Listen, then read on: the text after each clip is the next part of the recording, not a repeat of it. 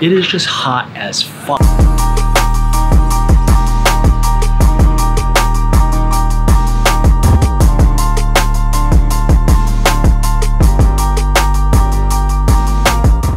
Okay, first rule of traveling to Japan is do not come in the summer.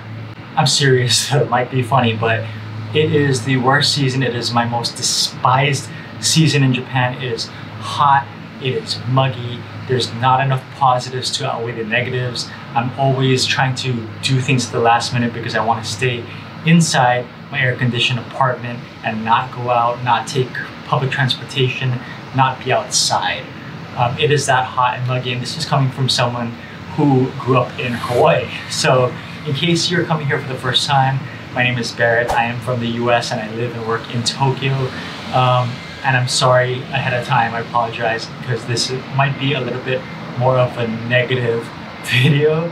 But I just wanted to give kind of an honest take on my experiences with living in Japan during the summer, in case you find yourself in Tokyo during the summertime. So every summer presents a challenge to me about how I can find the silver lining and stay positive and get through it, so I can get into the fall and I can see the nice fall leaves, put on a long sleeve, a nice lightweight jacket, and be done with this season. There's a few things that I like to try to do. One is to get out of the city. So recently I went to Karuizawa in Nagano, which is kind of a getaway for people, especially during the summer and winter months.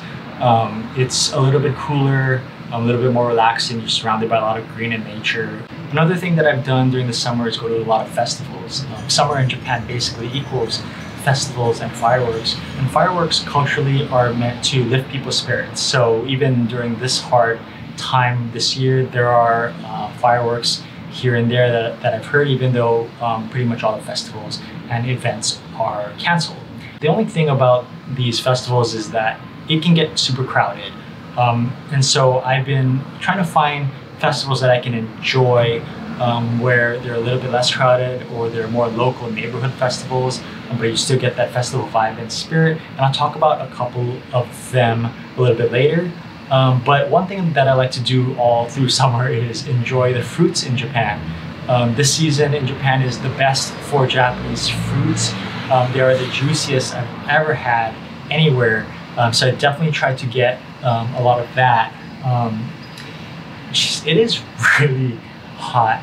I'm like sticky. I'm gonna go to the convenience store and get like ice cream or popsicle or something cold.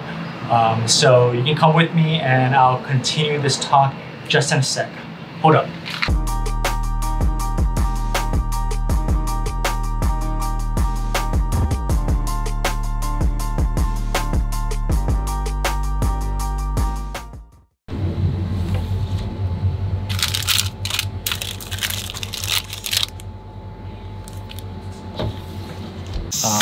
Just picked up this blueberry popsicle at the convenience store. The popsicles here are really good.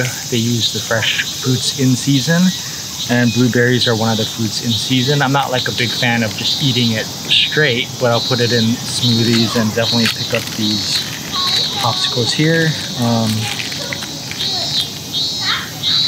Like that. Not a whole lot of like added sugars or anything as far as I know. Like it's not overly sweet, just like a lot of Japanese desserts are. They're pretty mild when it comes to that.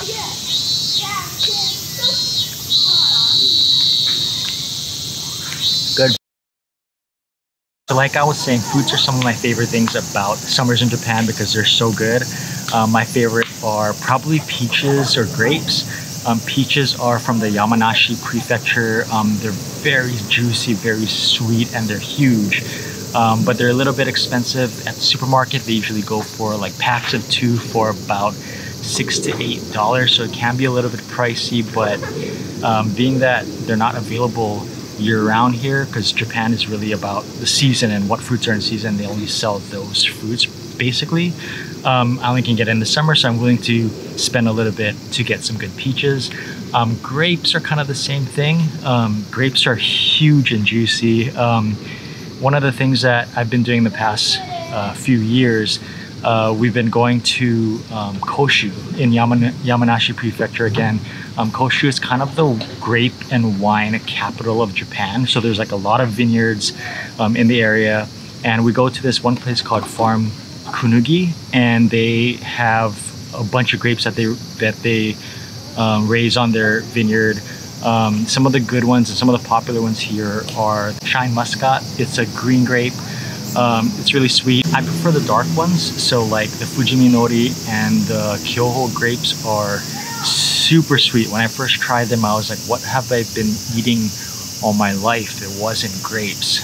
So they really kind of blow you away. Other fruits that are popular are mangoes.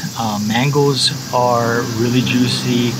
They're the ones that you can see them at the supermarket or specialty stores here, and they go for like 50 bucks to 100 bucks for one mango. Okinawa and Miyazaki Prefecture is really popular and known for producing really delicious mangoes here. So if you're in town and you see any of these fruits, definitely try to pick one up at the supermarket. I can't recommend it enough. Totally worth your while, totally worth your money. I mean, you don't have to go 100 bucks to buy one mango, but you know, buy a decent one that you see at the supermarket and I think you'll be okay. And then Japanese pears. Japanese pears have always been my favorite. I always liked them growing up as a kid when we would get them. I think they're better than the regular pear that we have in the US. A little bit of crunchy, but lots of juiciness to it. The Tottori Prefecture down south is most famous for Japanese pears. But summer is pretty much equated to fireworks and matsuris, or festivals in Japan. It's really fun. People are dressed up in Yukata. There's all these booths selling, you know, yakitori skewers, yakisoba, a lot of different foods and snacks, as well as games. And it's just like a fun environment, fun atmosphere to be in. The only problem that I have, especially when it comes to Tokyo, is that it gets really, really, really crowded, like unbelievably crowded, like especially the popular ones. Like I went to Sumo Gala festival. They're known to be one of the longest festivals with fireworks in Tokyo, dating back like hundreds of years. But there's like a lot of buildings in Tokyo, so unless you have a good view, like a good apartment, a good hotel room or something, like you're not gonna get a good view, or you have to camp out and reserve your space or buy an expensive ticket. Like we went like at the last minute, and there was like no space. Like there was some space on an open street that they blocked up, but there's like buildings on both sides, so you can't really even see the sky. So what they did was we lined up for a couple blocks and basically had to walk over the bridge, over the river, and we could see the sky and walk immediately back. You don't get to stop, you don't get to take pictures, you don't get to take video or anything. It's that crazy. Another one is the Jingu Mai fireworks. I went to go see those. Both of these attract like 1 to 1.3 million some people each time.